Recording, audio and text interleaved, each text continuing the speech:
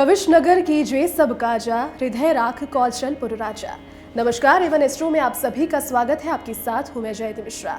साथियों, जब बात कौशलपुर राजा की सामने आ रही है तो एक ही नाम हम सभी के जहन में आता है, वो है श्री राम।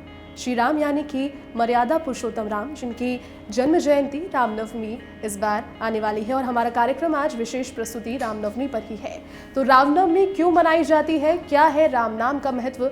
मेरे ख्याल में राम नाम ऐसा है जो कि अपने आप में ही एक पूरा मंत्र है। इन सभी विषयों पर बात करने के लिए आज मेरे साथ स्टूडियो में मौजूद हैं पंडित श्री राम शास्त्री जी। शास्त्री जी, बहुत धन्यवाद, आप पधारे। शास्त्री जी, राम नाम जब सामने आता है, आप खुद भी, आपका नाम भी श्री राम है, श्री राम का नाम सामने आते ही मेरे ख्याल में जितनी भी नेगेटिविटी आसपास है वो वैसे ही धूमिल हो जाती है। क्या इस नाम की इतनी महत्वता है? क्योंकि भगवान श्री राम तो एक मर्यादा पुरुषोत्तम जाने जाते हैं, लेकिन उन्हें भी जब ये नाम दिया गया तो क्या सोचकर श्री राम राम जी को नाम दिया गया? रह और मैं, दो शब्द इसमें है। रह शब्द है विश्वव्यापी और मैं शब्द है ईश्वरवाची। तो जो विश्व का जो ईश्वर है वो राम है। शाब्दिक अर्थ इसका राम का ये है। दूसरी चीज, भगवान राम का जो अवतार हुआ वो दुष्टों के संहार के लिए हुआ जी। भगवान विष्णु के अवतार है। राम शब्द की जो व्यापकता है ये पूरे विश्व में है, चराचर में है। हर चर और अचर में राम शब्द की व्यापकता है जी। राम शब्द के बारे में लिखा है कि रमन्ते सर्वभूतेषु स्थावरे चराचरेषु चराचरे स्थावरे तेन रामेति वन्यते। मतलब राम शब्द ऐसा है कि चाहे चर हो अचर हो, किसी भी जीव में जो अंतरात्मा रूप से निवास करता है वो राम है। तेन रामेति वन्यते, अंतरात्मा स्वरूपेण तेन रामेति वन्यते, तो वो राम है। आपने देखा हो, अच्छा इनका निवास कहाँ पर है? पुरुष सूक्त में कहा गया है कि अपना जो नाभि प्रदेश है इससे 10 अंगुल ऊपर जी, यहाँ पर राम का निवास, अपनी आत्मा का निवास है। जब भी व्यक्ति कोई गलत काम करता है तो सबसे पहले यहाँ पर झटका लगता है। जो आत्मा यहाँ निवास करती है वो आदमी को सचेत करती है। राम उसको सचेत करता है कि तुम गलत काम करने जा रहे हो, तो आदमी को वहीं रुक जाना चाहिए। दूसरी चीज, हमारे यहाँ जो अभिवादन की परंपरा रही है वो राम राम की रही है जी। जैसे भी कोई अनजान आदमी भी गांव में आप जाएंगे तो सबसे पहले राम राम राम राम करेगा जी। राम का मतलब उसका राम और हमारा राम, आत्मा से आत्मा का मिलन जी। तो ये हमारे अभिवादन की परंपरा रही है। हमारे यहाँ रामायण, रामायण का मतलब राम का अयन, राम का जो घर है, ईश्वर का जो घर है वो रामायण। रामायण पाठ की भी हमारे यहाँ परंपरा है, जिसमें नवरात्रों में जैसे रामचरितमानस का पाठ करते हैं तो राम का निवास है उसमें। जी। रामनवमी का त्यौहार पंडित जी नवरात्र के अंतिम दिन नवमी तिथि पर ही होता है। माता को प्रसन्न करने के बाद भक्त जुट जाते हैं राम जी को प्रसन्न करने में।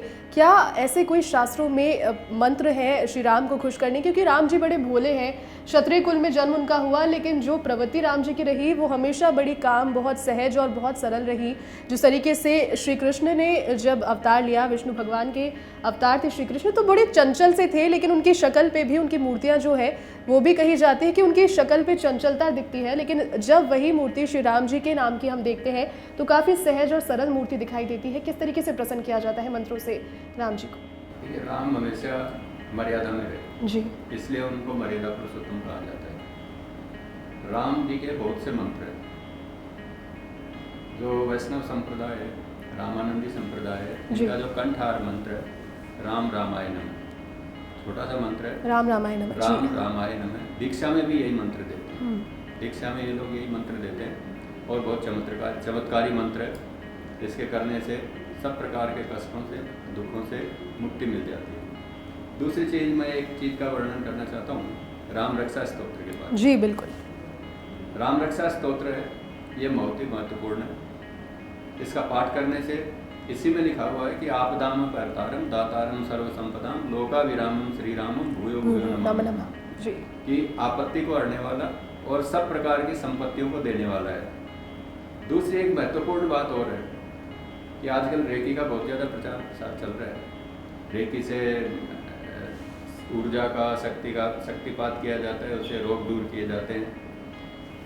हमारे यहाँ राम रक्षा स्तोत्र कवच भी है, हमारे यहाँ कवच का भी विधान है। तो राम रक्षा स्तोत्र है, ये अपने आप में एक कवच है। जी। जब हम इसमें पाठ करते हैं तो स्टार्टिंग से है कि सिरों में राघव पातु, मतलब मेरे सिर की जो भगवान राघव है वो रक्षा करें। इसी तरह सिर से लेकर के और पैर तक के हर अंग का वर्णन है।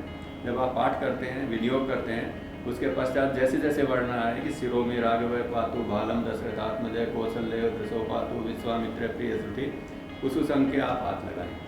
तो इसके करने से आपका एक कवच तैयार हो जाता है और दिन भर के लिए आपकी रक्षा होती है। ये राम रक्षा स्तोत्र का प्रभाव रहता है। मैंने रोगों में इसका बड़ा महत्व देखा है जी। जो असाध्य रोगी होते हैं उसमें राम रक्षा स्तोत्र बहुत ही काम करता है। आप रोगी के पैर से लेकर के सिर तक मोली जो होती है इसको नाप लें, उसको बार बार मोड़ करके उसकी बत्ती बना लें, लंबी बत्ती बना लें, घी के दीपक में लगाएं उसको, उसके थोड़ी सिंदूर लगा लें, उसको जला करके आप जितने पाठ राम रक्षा स्तोत्र के कर सकते हैं, 5 करें, 7 करें, 11 करें, वो पाठ आप बैठ के करें। आप देखेंगे कि 41 दिन ये काम करने से रोगी के शरीर में जो रोग प्रतिरोधक क्षमता है वो बढ़ती है और रोग का शमन होता है। राम रक्षा स्तोत्र में ही एक श्लोक ऐसा है कि जिसमें 16 बार राम का नाम आता है। श्री राम राम रघुनंदन राम राम, श्री राम राम भरताग्रज राम राम, श्री राम राम रणकरकस राम राम, श्री राम राम शरणम भव राम राम। 16 बार राम का नाम आता है। इसे एक श्लोक को बोलने से ही 16 बार आप राम का उच्चारण करते हैं।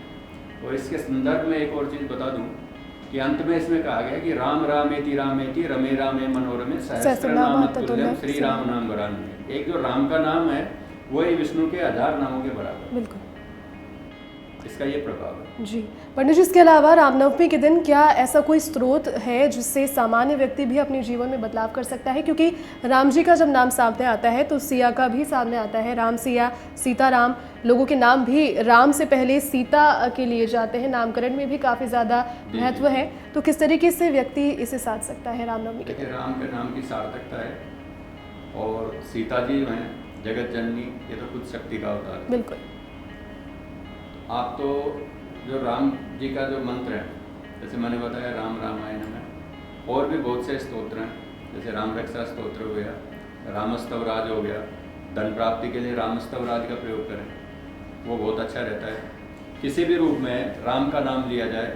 दूसरा, आसन्न संकट के लिए, जैसे किसी को अचानक कोई संकट आ गया सामने और उसको कोई उपाय नहीं सूझ रहा है, तो त्रयोदक्षरी अक्षर का एक मंत्र है, श्री, जो बिल्कुल साधारण है, हर आदमी उसको बोलते हैं, श्री राम जय जय राम जी। 13 अक्षर का है। आप इसका 5-7 मिनट बैठ करके जाप कर लीजिए, आपका संकट एकदम साइड में। 2 अक्षर का छोटा सा नाम है श्री राम, और अगर इसी नाम को अगर आप अपने दिन भर अपनी दिनचर्या में समाहित करेंगे तो यकीनन प्रभाव पड़ेगा। आशा है कि आज रामनवमी पे अवसर पर हमारी जो प्रस्तुति थी, जिसमें हमने जितने भी विषयों को कवर करने की कोशिश की, उससे आपकी काफ़ी शंकाएं दूर हो गई। फिलहाल पंडित जी, बहुत धन्यवाद, आप पधारे और आपने पूरी जानकारी यहाँ पर साझा की। मित्रों, जिस तरीके से रामनवमी के दिन राम जी को खुश करने के लिए जिस तरीके से मंत्र पंडित जी ने बताया, आप उन सभी का उपाय आप देख सकते हैं और उन सभी को यूज़ में लेकर के आप अपने आने वाले त्योहारों को भी अच्छा बना सकते हैं। फिलहाल A1 एस्ट्रोलॉजी की विशेष प्रस्तुति में बस इतना ही। नमस्कार।